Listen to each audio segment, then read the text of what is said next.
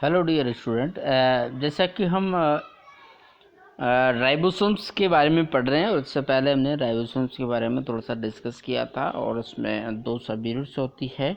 एक दो प्रकार के राइबोसोम्स पाए जाते हैं 70S प्रोकैरियोट्स में, 80S यूकैरियोट्स में पाए जाते हैं।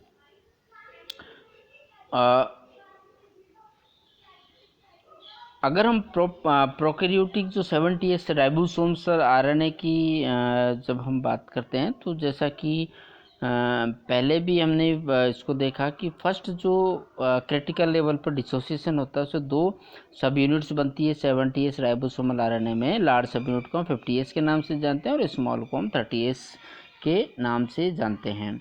प्रोकैरियोट्स में जो राइबोसोमल प्रोटीन का बनना और राइबोसोमल आरएनए राइबोसोमल प्रोटीन का बनना और राइबोसोमल मॉलिक्यूल्स का बनना दोनों ही साइटोप्लाज्म होते हैं और दोनों वहीं पर एसोसिएटेड होता है, क्योंकि प्रोकैरियोट्स में सारी जो प्रक्रिया है वो साइटोप्लाज्म में ही संपन्न होती है। जबकि अगर यूकैरियोट्स में हम बात करें, यूकैरियोटिक सेल्स में, तो न्यूक्लियोलस जो केंद्रिका है वहाँ पर 40S और 60S सब यूनिट्स का फॉर्मेशन होता है। देन उसके बाद में ये न्यूक्लियस से एक्सपोर्ट होकर के साइटोप्लाज्म या कोशिका द्रव्य में आ जाती है। वहाँ पर ये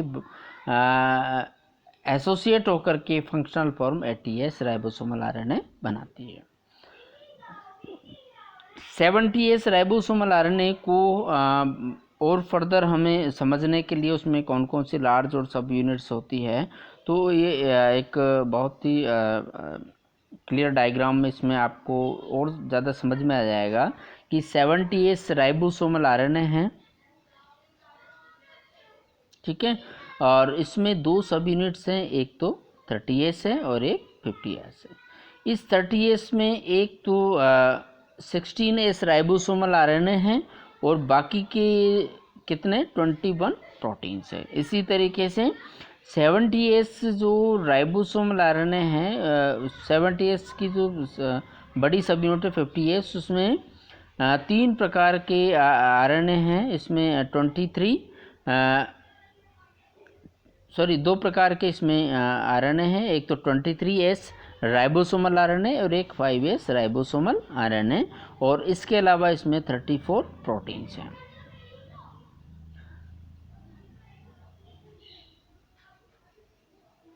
इसी तरीके से अगर हम यूकैरियोटिक जो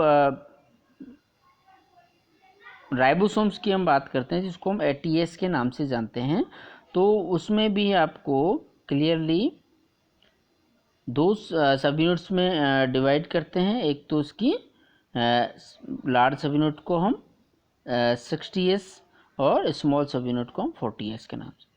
40S में एक 18S राइबोसोमल आरएनए होता है और बाकी 33 इसमें प्रोटीन्स होते हैं। इसी तरीके से जो 60S सब यूनिट है उसमें तीन राइबोसोमल आरएनए होते हैं 28, एक 5S राइबोसोमल आरएनए और एक 5.8 और है 5.8 राइबोसोमल आरएनए, ठीक है। तो 80S में जो 60S है उसमें 2.8, 5.8 और 5S राइबोसोमल आरएनए प्लस 45 इसमें कई किताब में 45 है, किसी में 49 इसमें प्रोटीन पॉलीपेप्टाइड चेंज होती है। ये फंक्शन कैसे करते हैं इनको समझने के लिए हम 70S राइबोसोमल आरएनए की स्ट्रक्चर के बारे में पढ़ेंगे। तो इसमें यहाँ पे आप देखिएगा, इसमें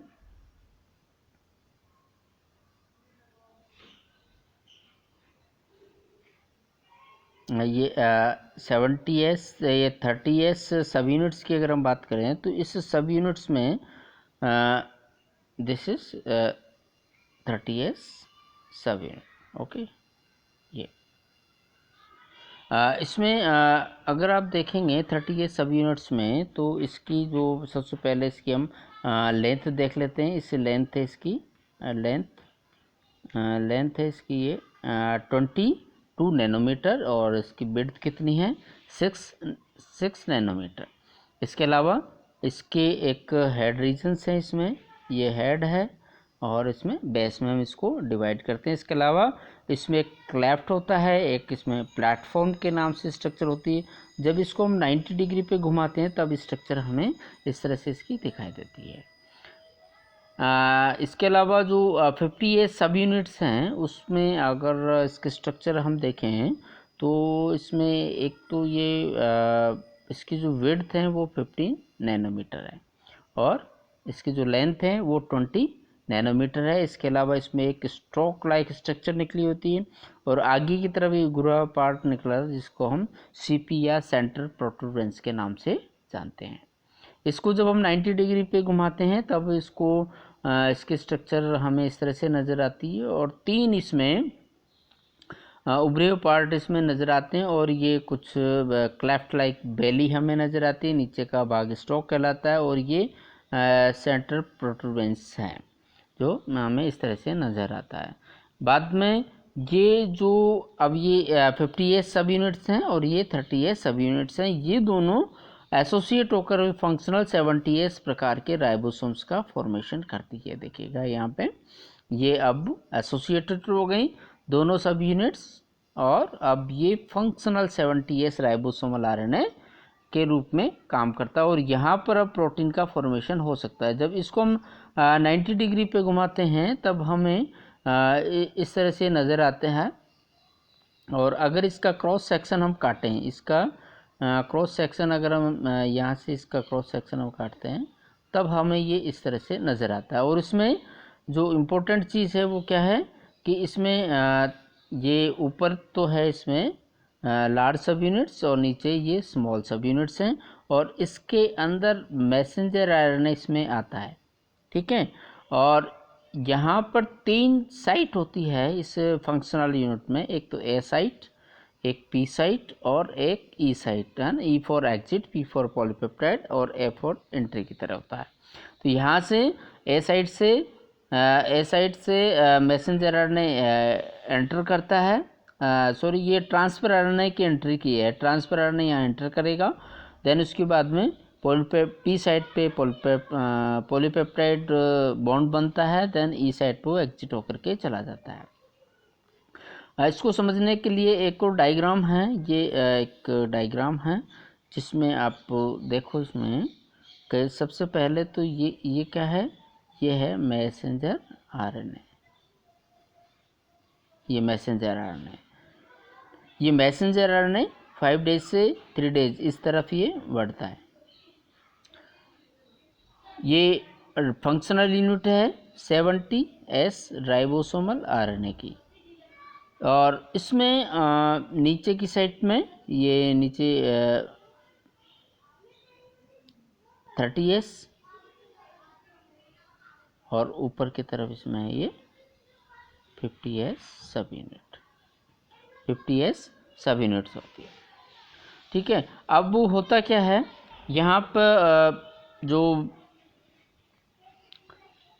ट्रांसफर आरएनए जो होता है, इसमें ट्रांसफर आरएनए का काम क्या होता है। एक ट्रांसफर आरएनए के अगर टिपिकल स्ट्रक्चर की आप बात करोगे तो इसमें देखो ये ट्रांसफर आरएनए है और इस ट्रांसफर आरएनए के ऊपर अगर आप देखेंगे तो इसमें एक एमिनो एसिड से इसमें ये जुड़ा हुआ रहता है और नीचे की तरह इसमें ये एंटी कोडोन्स होते हैं। ये कोडोन्स के नाम से जो इसमें होते हैं मैसेंजर आरएनए में, वो कोडोन्स के नाम से जाने जाते हैं और यहाँ पर ये होते हैं ये एंटी कोडोन्स के नाम से जाते हैं, ये कोडोन के रूप में।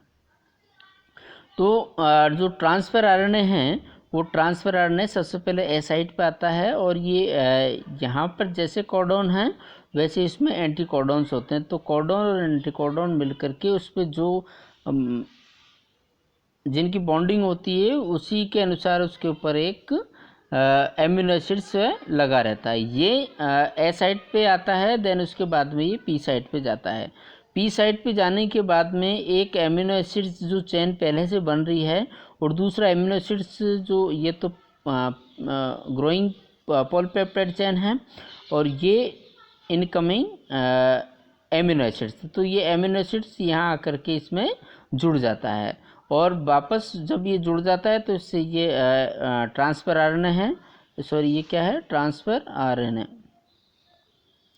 यह है ट्रांसफ़र आरएनए है, और ये ट्रांसफ़र आरएनए जैसे ए साइट पे आता है, ए साइट के बाद में पी साइट पे जाएगा, और पी साइट पे इसमें एमिनो एसिड से दूसरे एमिनो एसिड जुड़ जाता है, और ई साइट पे जाकर के ये एग्जिट हो जाता है। और ये कंटिन्यूस प्रोसेस है जो चलती रहती है। जैसे जैसे मैसेंजर आरएनए आगे बढ़ता है वैसे वैसे पॉलीपेप्टाइड चेन्स में एमिनो एसिड्स इसमें जुड़ते हुए जाते हैं। तो this is about the function of polypeptide, और ये ट्रांसलेशन का भी एक इम्पोर्टेंट पार्ट है। तो in next video we will discuss more about another topic.